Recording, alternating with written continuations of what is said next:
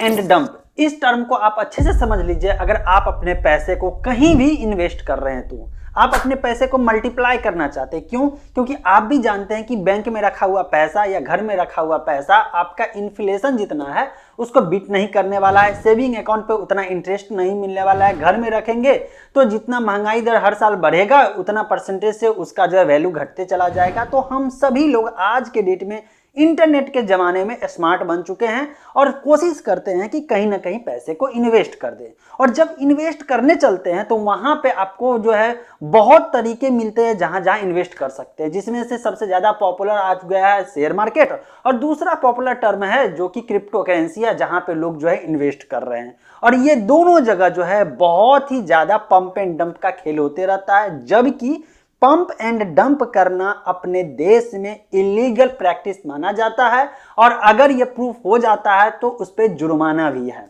तो अब आपको समझना है कि आखिर पंप एंड डंप से आपको क्या नुकसान होने वाला है। अगर आप एक इन्वेस्टर हैं, आप अपने पैसे को कहीं भी इन्वेस्ट कर रहे हैं, तो आपको पंप एंड डंप के बारे में अगर समझ रहेगा तो आप अपने पैसे को सेफ रख सकते हैं और गलत जगह इन्वेस्ट नहीं करेंगे। देखिए, सही जगह इन्वेस्टमेंट मिलने से सबसे ज्यादा इंपॉर्टेंट है आपको जानकारी होना कि गलत जगह इन्वेस्टमेंट करने का तरीका क्या होता है, ताकि आप गलत जगह इन्वेस्ट करके आप अपना पैसा जो कमा के रखे हुए वो भी डुबा के ना आ जाए। राइट?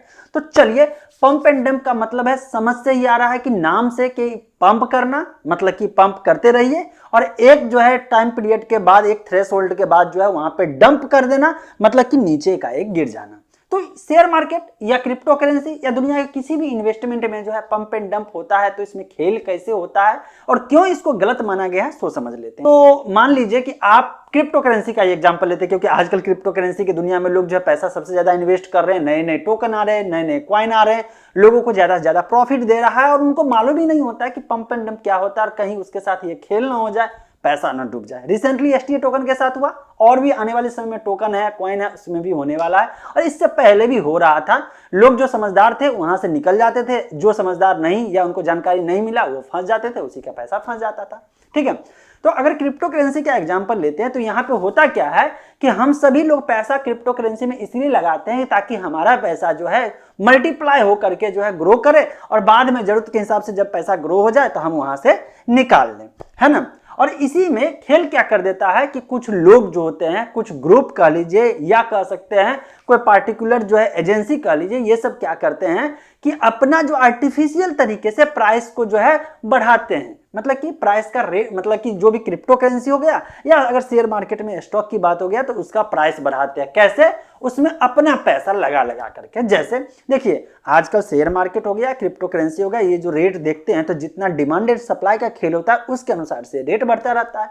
मतलब कि अगर सप्लाई लिमिटेड है या सप्लाई कम है और डिमांड जो है बहुत ज्यादा बढ़ गया तो प्राइस बढ़ेगा, है ना। सिंपल, अगर आप एक किसी क्रिप्टो या किसी कॉइन या किसी टोकन को खरीदने के लिए जा रहे हैं, आप भी जो है वहां पे बोली लगा लीजिए, बिड लगा दीजिए और आपके जैसे करोड़ों लोग जो है वहां पे लेने को रेडी है, तो ऐसे में उसका प्राइस बढ़ जाएगा। आप कहेंगे 1 रुपया, कोई कहेगा 1.5 रुपया, कोई कहेगा 2 रुपया और इस तरह से प्राइस बढ़ते जाता है। जो सबसे ज्यादा पे करने को रेडी रहता है तो ये सिस्टम ऑटोमेटिकली डिटेक्ट करता है और जो डिमांड सबसे ज्यादा क्रिएट होता है वो एक प्राइस आपको दिखाते रहता है। अगर उस प्राइस पे आप खरीद लिए तो आपका हुआ, कोई बंदा और उससे ज्यादा बिडिंग कर दिया तो उसका हुआ। राइट? इसी तरह से परचेज करते हैं। थोड़ा सा ये इतना फास्ट होता है कि लोगों को समझ में नहीं आता है, लेकिन फिर भी यहां पे क्या करता है, कुछ लोग अपना पैसा लगा करके और वो जो है एकदम पंप करना शुरू किया। जैसे ही पंप करता है तो जो नॉर्मल इन्वेस्टर होता है या जिसको ज्यादा समझ नहीं होता है, जो एनालिसिस ज्यादा नहीं करता है, उसको लगता है अरे यार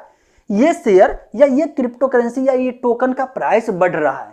तो सबका, देखिए, कोई भी इन्वेस्टर के दिमाग में ये आता है ना कि यार प्राइस बढ़ रहा है तो अभी लगा देते हैं, प्राइस जब ज्यादा हो जाएगा तो वहां पे निकाल लेंगे। ये सबका प्रिंसिपल रहता है कि यार ऐसा ही करना है। तो जो इनोसेंट इन्वेस्टर होते हैं, जो ज्यादा एनालिसिस नहीं करते हैं कि आखिर प्राइस बढ़ क्यों रहा है, वो क्या देखे, प्राइस तो बढ़ा, अगर इतने दिन में 5 दिन में इतना परसेंटेज बढ़ गया या 1 महीने में इतना परसेंटेज बढ़ गया या पिछले 1 साल में इतना बढ़ा है तो आने वाले इतने साल में जो इसका प्राइस इतना हो सकता है।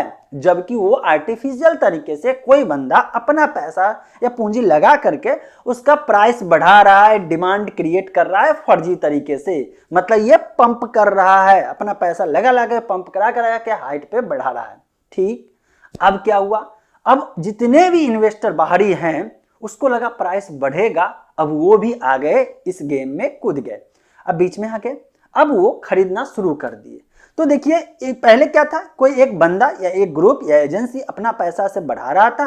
अब मान लीजिए कि 1 रुपये का सामान था, वो 10 रुपये का अपने पैसे से बढ़ाया। अब जब लोग आना शुरू हो गए इस लालच में कि 1 का 10 हो चुका है, तो जैसे जैसे और आए तो प्राइस और बढ़ता चला गया और ये बंदा धीरे धीरे अपना पैसा लगाना बंद कर देगा। अब और लोग आ गए, अब प्राइस तो बढ़ रहा है क्योंकि आर्टिफिशियल से एक बार जो है बूम हो चुका है, पंपिंग हो चुका है, अब बढ़ना शुरू हो गया, जैसे जैसे बढ़ते चलेगा, जबकि इसके पीछे कोई कॉन्सेप्ट था ना, कोई रीजन नहीं था, क्योंकि पंप किया गया था। अब ये बंदा सस्ते में आराम से होल्ड करके बैठा हुआ है और जैसे ही ऊपर हुआ, ये जो है बहुत ज्यादा शेयर या बहुत ज्यादा क्रिप्टो करेंसी का टोकन या कॉइन रखे हुए हैं, एकदम लाखों में कॉइन रखे हुए हैं और एक बार में सेल किया। चूंकि डिमांड आर्टिफिशियल तरीके से शुरू में क्रिएट किया, अब रियल में डिमांड क्रिएट हो चुका है, सभी लोग जो है लालच में आ चुके हैं और चूंकि हाई प्राइस पे वो परचेज कर रहे हैं, तो वो प्राइस जब हाई हो गया और लोग परचेज कर रहे हैं, तो ये बंदा जो सस्ते में रखा हुआ था ये अब करेगा सेल हाई प्राइस पे। तो जितना शुरू में पैसा लगाया ना, ये कुछ ही कॉइन या कुछ ही टोकन में ये पैसा रिकवर हो जाएगा और चूंकि ज्यादा लेवल पे कर रहा है तो एक जो है यहाँ पे डिमांड घटेगा, डिमांड घट जाएगा, क्योंकि जितने लोग जो है डिमांड कर रहे थे उससे ज्यादा बेचने वाला इसके पास कॉइन पड़ा हुआ है, टोकन पड़ा हुआ है, ये करेगा सेल और एक प्राइस जो है एकदम से नीचे गिरेगा, मतलब डंप हो गया। तो देखे कैसे आर्टिफिशियल तरीके से किसी ने अपना पूंजी लगा करके, अपना पैसा लगा करके पंपिंग किया और प्राइस को बढ़ाया और बाद में जाकर डंप करके निकल गया और प्राइस भी गिर गया।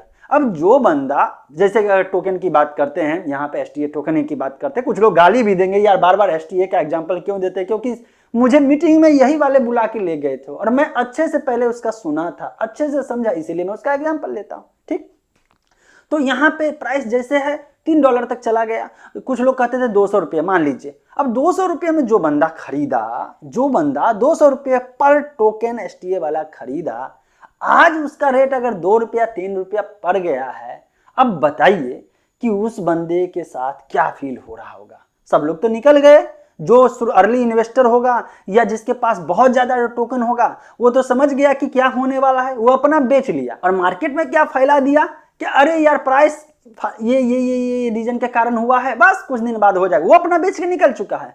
अब जो है जो इनोसेंट इन्वेस्टर है वो समझ रहा है यार ऐसे ही गिरा है ना, फिर से होगा, एक तो होल्ड किए हुए है और ऊपर से उससे खरीदवाया जा रहा है, किसी तरह से प्राइस को कुछ मतलब एक दिन के लिए थोड़ा सा 20% बढ़वा दिया, 30% बढ़वा दिया, लेकिन रियलिटी तो रियलिटी है। तो यही रीजन है कि आर्टिफिशियल तरीके से प्राइस बढ़ाना और फिर अपना जो है सेल करके निकल जाना, इससे इन्वेस्टर का जो है नुकसान होता है, हर हाल में नुकसान होता है। तो जो भी जो है इन्वेस्टमेंट से रिलेटेड रूल्स रेगुलेशन बनता है वो इन्वेस्टर के हित को देखते हुए बनता है, जिस कारण से पंप एंड डंप करना अपने देश में कानूनन गलत है, ये इलीगल है और ये आप कभी भी इस तरह के प्रैक्टिस में न फंसे और करने के भी ना सोचे।